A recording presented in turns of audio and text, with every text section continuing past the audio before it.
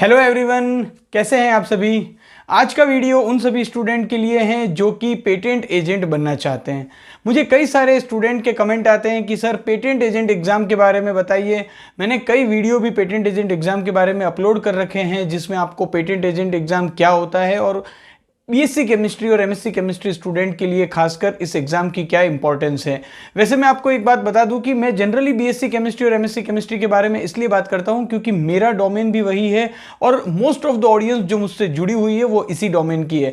लेकिन बात करें अगर पेटेंट एजेंट एग्जाम की तो लाइफ साइंस के जो स्टूडेंट हैं उनके लिए भी ये एग्जाम उतना ही इंपॉर्टेंट होता है और इंजीनियरिंग स्टूडेंट के लिए भी उतना ही इंपॉर्टेंट होता है। अब बात करें अगर इस एग्जाम के बारे में तो आज का ये वीडियो बनाने का मेरा मकसद ये है, जैसा कि आप सभी जानते हैं कि आजकल मूवी रिलीज होने से पहले उसका टीजर रिलीज होता है, उसी तरीके से आज के इस वीडियो में मैं आपको यह बताने के लिए आया हूं कि 15 नवंबर 2022 को इंडियन पेटेंट एजेंट एग्जाम के लिए नोटिफिकेशन आने वाला है।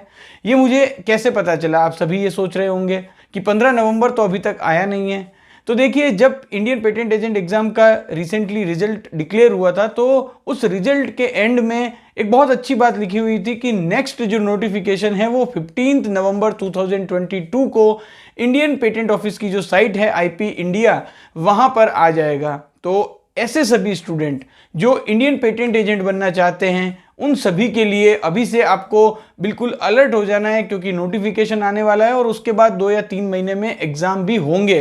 तो आपको अभी से अपनी प्रिपरेशन स्टार्ट कर देनी है क्योंकि इंडियन पेटेंट एजेंट के लिए जब आप प्रिपेयर करोगे तो आपको जो जिस भी डोमेन से आप हो, आप चाहे लाइफ साइंस से हो, आप केमिस्ट्री से हो, आप इंजीनियरिंग से हो, तो आपको जो है वो साइंस और टेक्निकल चीज़ें छोड़कर यहाँ पर आपको लॉ लीगल जो एस्पेक्ट है वो आपको यहाँ पर पढ़ना होगा।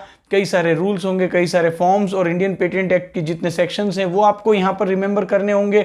ड्राफ्टिंग कब आपको पढ़ना होगा, कई सारे केस लॉज आपको पढ़ने होंगे। तो थोड़ा सा ये अलग हो जाता है। जब मैंने भी इस एग्ज़ाम को दिया था तो ये जैसे हम केमिस्ट्री पढ़ते हैं वैसा नहीं रहता है। यहाँ पर आपको पूरा लीगल जो टर्म्स होती है वो सब याद रखनी पड़ती है। अब बात कर लेते हैं इंडियन पेटेंट एजेंट एग्जाम के पेपर पैटर्न के बारे में। बहुत ही ब्रीफ में आपको पेपर का पैटर्न बताऊंगा। तो देखिए, इंडियन पेटेंट एजेंट का जो एग्जाम होता है वो 2 स्टेज में होता है। पहला जो स्टेज है उसमें 2 पेपर होते हैं आपके। पहला जो पेपर होता है वो होता है ऑब्जेक्टिव टाइप और दूसरा पेपर होता है डिस्क्रिप्टिव टाइप। अब दोनों ही पेपर सेम डे होते हैं। मैंने ये जो पेपर है वो दिल्ली में दिए थे।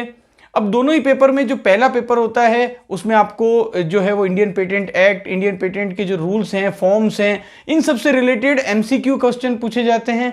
वहीं जो सेकंड पेपर होता है उसमें ड्राफ्टिंग से रिलेटेड, केस लॉ से रिलेटेड और इसके अलावा कई सारे जो इंडियन पेटेंट एक्ट हैं उनसे रिलेटेड क्वेश्चन डिस्क्रिप्टिव फॉर्म में पूछे जाते हैं। तो ये जो है वो ब्रीफली आपको दोनों जो पेपर है उनके बारे में बताया। तो दोनों ही पेपर होते हैं 100 मार्क्स के। ये पेपर जब आप दे देते हो उसके बाद आता है रिजल्ट। ऐसे स्टूडेंट जिन्होंने कि दोनों ही पेपर में 50 से ऊपर नंबर लाए होते हैं, दोनों पेपर में आपके 50 से ऊपर आने चाहिए। अगर एक पेपर में 50, एक में 49, तो आपको वाइवा के लिए जो सेकंड स्टेज होती है उसके लिए आपको क्वालिफाई नहीं माना जाएगा। तो अगर आप दोनों ही पेपर में 50-50 से ऊपर मार्क्स लेके आ जाते हो या 50 मार्क्स भी लेकर आते हो तो आपको सेकंड स्टेज जो वाइवा की है उसके लिए बुलाया जाता है। अब ऐसे स्टूडेंट, एक एग्जांपल लेता हूं कि सपोज किसी स्टूडेंट ने पेपर 1 में 50 मार्क्स है, पेपर 2 में उसके 60 मार्क्स है, तो टोटल कितने हो गए 110 मार्क्स।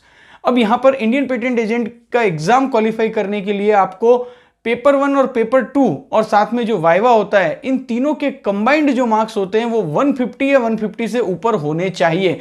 तो एक उस केस का एग्जाम्पल जो कि अभी हमने लिया कि एक पेपर में 50 है, दूसरा जो पेपर है उसमें 60 है, तो वाइवा में कितने मार्क्स चाहिए, 40 मार्क्स चाहिए होते हैं। तो ये एक बहुत ही सिंपल सा कैलकुलेशन है। जब पहले जो पेपर होते हैं पेपर 1, पेपर 2, उसके बाद कुछ दिनों बाद जब वो आप दे देते हैं पेपर, उसके बाद रिजल्ट आता है, उसमें आपको मार्क्स तो पता नहीं चलते हैं लेकिन ये पता चल जाता है कि आपका वाइवा के लिए सिलेक्शन हुआ है या नहीं हुआ। उसके बाद आप वाइवा देते हैं और वाइवा देने के बाद फाइनल रिजल्ट आता है। तो एक बहुत ही इंटरेस्टिंग जर्नी होती है। मैंने रिसेंटली इस जर्नी को अभी जो है वो पास किया है और मैं अभी वेट कर रहा हूँ अपने इंडियन पेटेंट एजेंट एग्जाम का जो मेरा रजिस्ट्रेशन नंबर है वो आने वाला है। तो मैं ऐसे सभी स्टूडेंट जो कि आगे चलकर इंडियन पेटेंट एजेंट बनना चाहते हैं उन सभी को यही कहना चाहूँगा, अभी से आप अच्छे से अपनी प्रिपरेशन स्टार्ट कीजिए। मैं कोशिश करूँगा कि कुछ ऐसे वीडियोज़ लेकर आऊँगा जिसमें आपको मेरी प्रिपरेशन स्ट्रेटेजी के बारे में बताऊँगा कि कैसे मैंने पहले ही अटेम्प्ट में इस एग्ज़ाम को क्लियर किया। आई होप ये वीडियो आप सभी के लिए हेल्पफुल रहेगा। 15 नवंबर 2022 को नोटिफिकेशन आने वाला है। वैसे जैसे ही नोटिफिकेशन आ जाएगा मैं आप सभी के साथ ये इन्फॉर्मेशन शेयर कर दूंगा। Thank you for watching this video.